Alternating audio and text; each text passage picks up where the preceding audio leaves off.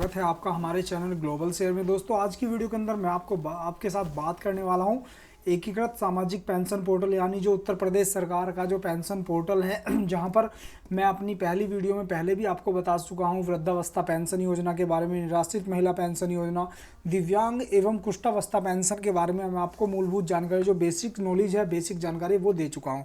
और इससे पहले भी मैं 2 वीडियो बना चुका हूँ वृद्धावस्था पेंशन के ऊपर और निराश्रित महिला पेंशन योजना की पूरी जानकारी जिसमें मैंने आपको सेपरेट दी हुई है। आज हम बात करेंगे दिव्यांग एवं कुष्ठावस्था पेंशन योजना के बारे में। तो इसे आप किस तरीके से ले सकते हैं, यानी क्या चीज़ें हैं जो आपको ज़रूरी हैं इस योजना में भाग लेने के लिए और इस योजना का लाभ कौन कौन लोग उठा सकते हैं, वो सब चीज़ें आज मैं आपको बता रहा हूँ। तो यहाँ पर जो योजना के विषय में है सबसे पहले मैं वो दिखा देता हूँ आपको। इसके साथ ही आवेदन का जो प्रारूप है उसे भी हमने यहाँ पर खोल लिया है। तो सबसे पहले जो है हम यहाँ पर बात करेंगे, ये तो आवेदन का प्रारूप है। देखिए यहाँ पर दिव्यांग जन सशक्तिकरण विभाग दिव्यांग कुष्ठा पेंशन हेतु आवेदन प्रपत्र कैसे भरना है वो भी मैं आपको बता दूंगा। हालांकि अभी जो है यहाँ पर मैं इसके बारे में बात नहीं करूँगा, यहाँ पर मैं पहले इस योजना के बारे में आपको बता दूंगा। योजना के विषय में जानकारी आपको होना बहुत ज़रूरी है, तभी आप योजना का लाभ उठा सकते हैं। तो यहाँ पर जो है देखिए दिव्यांग, पहला जो पॉइंट है दिव्यांग व्यक्तियों हेतु भरण पोषण अनुदान दिव्यांग पेंशन। प्रदेश में 40% या उससे अधिक की दिव्यांगता वाले दृष्टिबाधित यानी जिन लोगों की आंख में किसी भी प्रकार की कोई समस्या है, मूक बधिर है, मानसिक तथा शारीरिक रूप से दिव्यांगजन जिनके जीवन यापन के लिए स्वयं का ना तो कोई साधन है और ना ही वे किसी प्रकार का परिश्रम कर सकते हैं, मेहनत कर सकते हैं, तथा जिनकी आय गरीबी की रेखा वर्तमान में ग्रामीण क्षेत्रों में 46,000 रुपये जो निर्धारित की गई है तथा शहरी क्षेत्रों में रुपये 56,460 प्रति परिवार प्रति वर्ष की सीमा के अंदर हो, यानी इससे कम होना चाहिए। अगर आप शहर में रहते हैं तो 56,460 रुपये से आपकी सालाना आय हो, इससे कम होनी चाहिए। 56,460 रुपये से एक साल के अंदर आपकी जो आय है वो इससे ज़्यादा नहीं होनी चाहिए, इससे कम ही होनी चाहिए। इसी तरीके से गांव में 40,080 रुपये से ज़्यादा आपकी आय नहीं होनी चाहिए साल की, तो इसके अंदर होनी चाहिए। अगर इसके अंदर होती है तो पोषण हेतु दिव्यांगजन सशक्तिकरण विभाग उत्तर प्रदेश सरकार द्वारा दिव्यांग भरण पोषण अनुदान योजना के अंतर्गत 500 रुपये प्रति माह प्रति लाभार्थी की दर से अनुदान दिया जाता है। आवेदन की जो प्रक्रिया है उसको मैं बता देता हूँ। निम्नलिखित प्रपत्र होने आवश्यक है, यानी जो डॉक्यूमेंट्स है, कागज हैं, क्या क्या होने चाहिए। न्यूनतम 40% दिव्यांगता का प्रमाण पत्र होना चाहिए। गरीबी की रेखा के नीचे का आय प्रमाण पत्र होना चाहिए, जैसा कि मैंने पहले ही बता दिया है 40,080 और 56,460 वाला। ठीक है, ये शहरी और ग्रामीण दोनों के लिए अलग अलग है। इसी तरीके से जो लाभार्थी है उसकी आयु जो है 18 वर्ष होनी चाहिए कम से कम, या फिर उससे अधिक। इसी तरीके से ग्रामीण क्षेत्रों की दशा में ग्राम सभा का प्रस्ताव, शहरी क्षेत्र में यह प्रक्रिया उप जिलाधिकारी के माध्यम से संपन्न होती है। बैंक पासबुक की छाया प्रति आपके पास होनी चाहिए।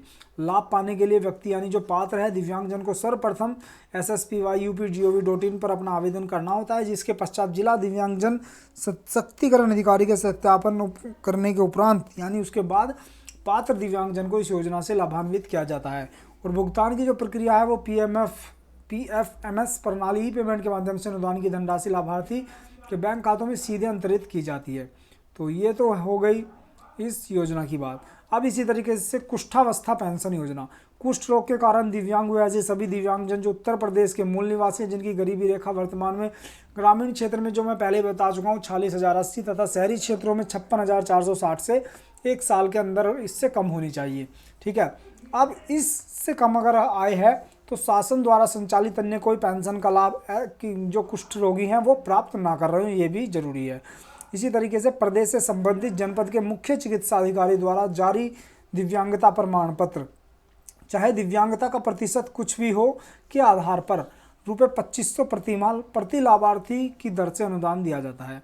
आवेदन की जो प्रक्रिया है वो यह है कि कुष्ठ रोग के कारण दिव्यांगता का परिमाण, प्रतिशत की सीमा कोई नहीं है इसमें। ये नहीं है कि भाई 40% कम से कम हो या कुछ भी हो, जितना भी प्रतिशत है वो सब चलेगा। और इसके साथ ही गरीबी की रेखा के नीचे का आय प्रमाण पत्र होना चाहिए। आय की न्यूनतम और अधिकतम सीमा इसमें बिल्कुल भी रखी नहीं गई है। ठीक है, इसके साथ ही ग्रामीण क्षेत्र की दशा में ग्राम सभा का प्रस्ताव, शहरी क्षेत्र में प्रक्रिया उप जिलाधिकारी के माध्यम से संपन्न होती है। बैंक पासबुक की छाया प्रति आपके पास होनी चाहिए।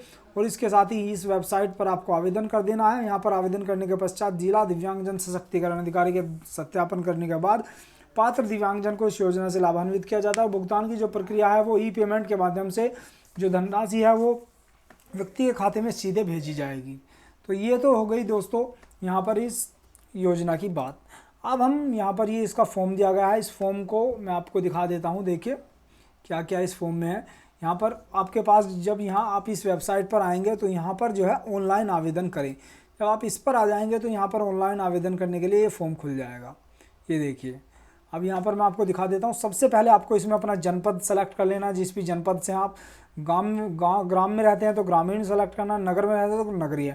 तहसील इसमें सेलेक्ट करने के लिए बोलेगा। ग्रामीण में आएंगे, जैसे अभी हमने जिला सेलेक्ट नहीं करा, जैसे हम यहाँ बरेली कर लेते हैं, ग्रामीण सेलेक्ट कर लेते हैं तो यहाँ पर ये सब चीज़ें आ जाएंगी।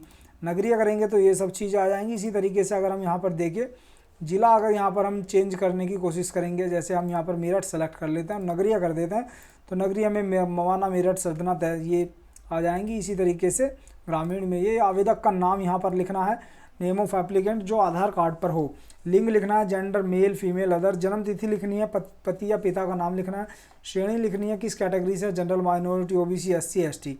इसके बाद संपर्क सूत्र, मोबाइल नंबर लिखना है, पूरा एड्रेस लिखना है, बैंक का नाम लिखना है यहाँ पर। और इसके बाद जो भी आपका बैंक है यहाँ से सेलेक्ट कर लेना है, देख लीजिए आप।